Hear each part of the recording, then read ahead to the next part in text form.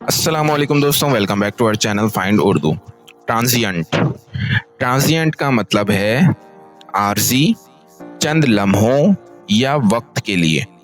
Transient का मतलब है कुछ ऐसा जो सिर्फ चंद लम्हों, दिनों या वक्त के लिए हो, यानी जो मुस्तकिल नहीं होता।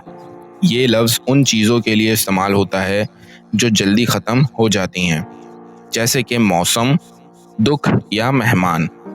सब ट्रांजिएंट होता है। The pain was transient and soon went away. दर्द आर्जी था और जल्द ख़त्म हो गया। तो दोस्तों, ट्रांजिएंट का मतलब है आर्जी या चंद वक्त के लिए होने वाली चीज़। उम्मीद है आपको ट्रांजिएंट का मतलब समझ में आ गया होगा। मिलते हैं नेक्स्ट वीडियो में। शुक्रिया।